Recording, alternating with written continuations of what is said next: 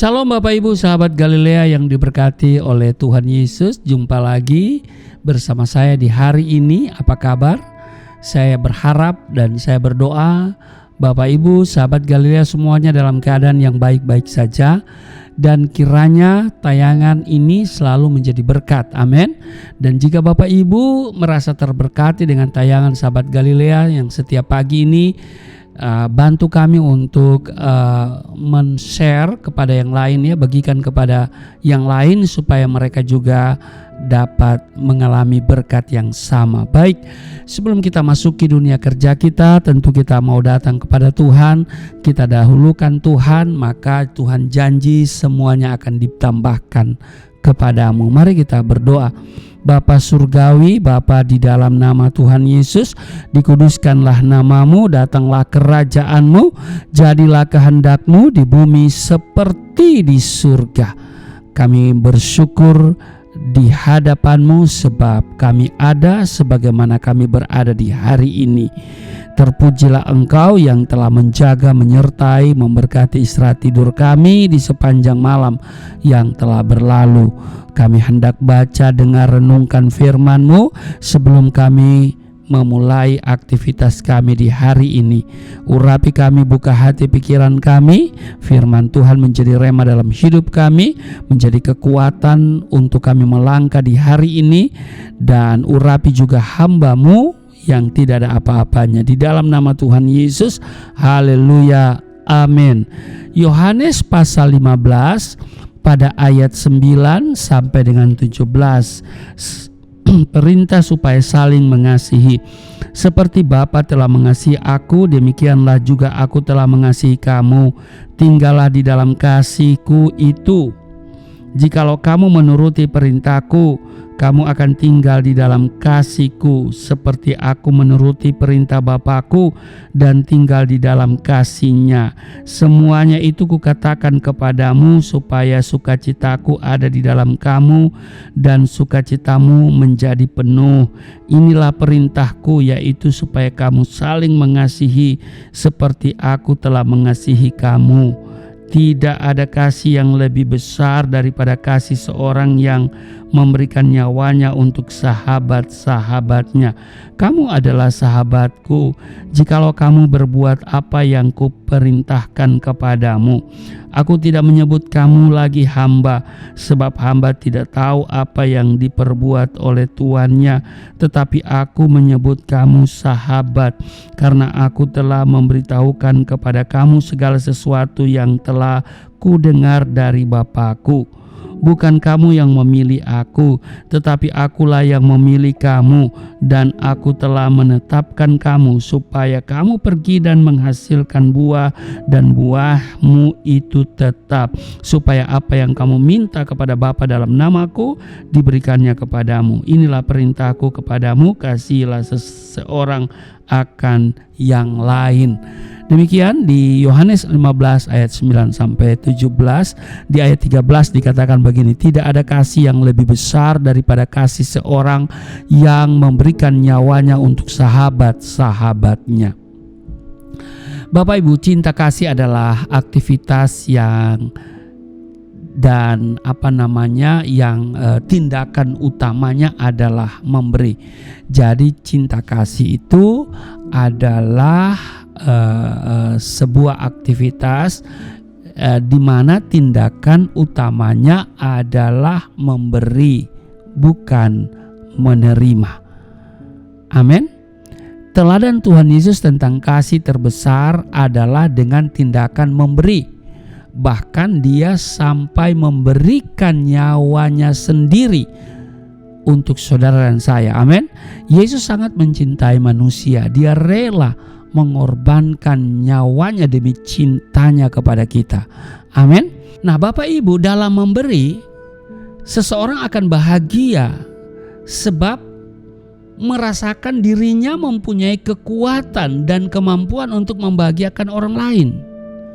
Ia akan merasa jiwanya hidup.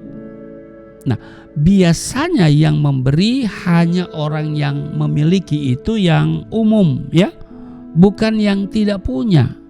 Bukan orang yang tidak punya ya yang tidak mempunyai, ya kan?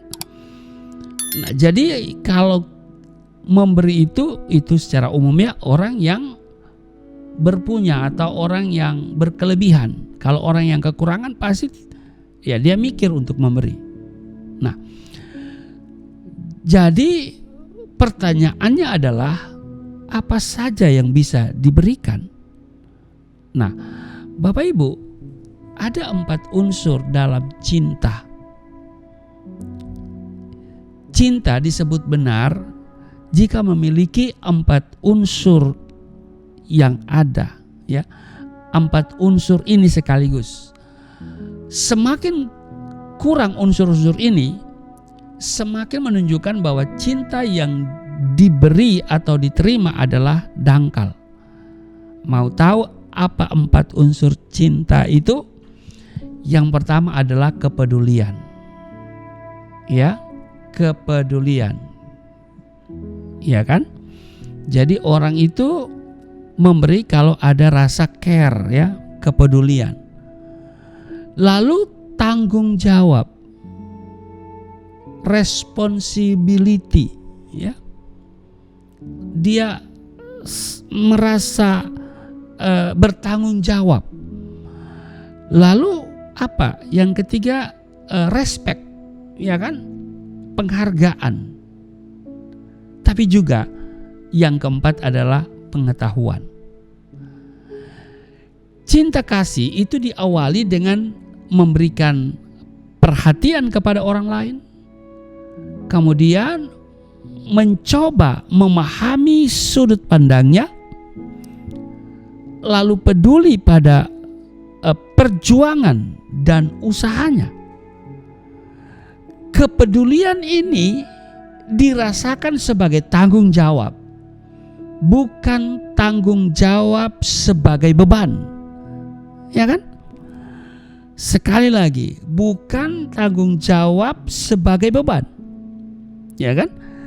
Kepedulian, ya, itu melahirkan tanggung jawab, bukan tanggung jawab sebagai beban. Tetapi tanggung jawab yang lahir atas dasar kasih sayang, sebuah ungkapan rasa cinta. Amin. Ya. Namun jika kurang hati-hati, kepedulian dan tanggung jawab ini bisa menjadi usaha untuk mendominasi karena merasa dirinya lah yang paling tahu, sehingga orang yang dicintainya justru terkekang dan merasa terjajah. Ya kan? Untuk menghindari ini perlu adanya penghargaan, yakni menghargai keunikan orang yang dicintai dan tidak punya keinginan untuk mengubahnya sesuai dengan apa yang dikehendakinya. Ya kan? Jangan kita memaksakan orang itu berubah sesuai dengan kehendak kita. Orang yang dicintai perlu mengembangkan potensinya tanpa dieksploitasi. Betul? Nah, cinta bukanlah sesuatu yang mudah. Perlu usaha yang sungguh-sungguh untuk menjalankannya dengan baik. Tindakan cinta dilakukan tanpa mengharapkan balasan apa-apa. Bukan pula sikap akal-akalan agar dapat imbalan yang lebih baik, bukan. Itulah sebabnya cinta ibu kepada anaknya seringkali dijadikan ukuran cinta yang sempurna, penuh totalitas. Iya kan? Kepedulian aktif atas kehidupan dan perkembangan orang yang dicintai, itulah cinta. Ya kan? Ada lagu anak, ya, kasih ibu kepada beta, ya kan? Hanya memberi, tidak harap kembali. Ya kan? Tapi kalau hutang harus bayar ya. Kalau pinjaman harus dikembalikan. Haleluya. Nah, sekarang pertanyaannya adalah kepada diri kita, apakah benar Anda dicintai? Jika benar, maka 4 unsur cinta yang baru kita bahas tadi, ya, yang saya sebutkan tadi, sungguh sudah dialami oleh dirimu. Ya kan? Nah, pertanyaan kepada diri kita, apakah Anda dicintai? Jika benar, maka 4 unsur cinta yang baru saja saya sampaikan di atas tadi, ya, sungguh sudah dialami oleh Anda. Berikut, benarkah Anda mencintai? Jika benar, maka Anda pasti memberikan 4 unsur cinta tersebut. Karena itu, marilah kita mencintai, ya, dengan benar. Cintailah dengan kasih yang berasal dari Yesus. Itu yang paling benar. Amin. Karena Yesus katakan tidak ada kasih yang lebih besar daripada kasih seorang yang memberikan nyawanya untuk sahabat-sahabatnya. Jadi 4 unsur cinta, yaitu kepedulian, tanggung jawab, penghargaan, dan juga tentu pengetahuan. Tuhan Yesus memberkati. Mari kita berdoa. Terima kasih untuk hari ini. Kami diajarkan untuk benar-benar mencintai. Maka jika kami benar-benar mencintai, maka ada 4 unsur itu harus terpenuhi. Kepedulian, tanggung jawab, penghargaan, dan pengetahuan. Jika kami benar-benar dicintai, maka kami sudah mengalami kepedulian, tanggung jawab, penghargaan, dan pengetahuan. Terpujilah Engkau, berkati seluruh sahabat Galilea dalam tugas kerja mereka hari ini. Ada promosi yang Kau berikan, ada terobosan yang Kau kerjakan. Juga lindungi kami semua di hari ini. Kiranya hari ini kami semua dalam keadaan yang baik-baik saja, dan damai sejahtera memenuhi hidup kami. Di dalam nama Tuhan Yesus.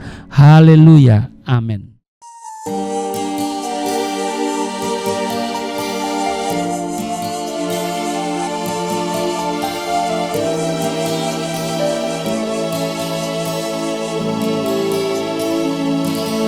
Bapa kami yang di surga,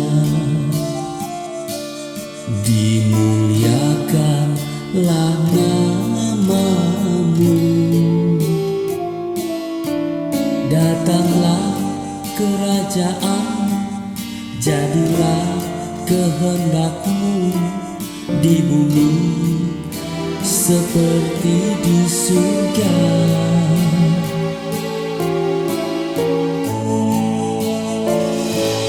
Berikanlah kepada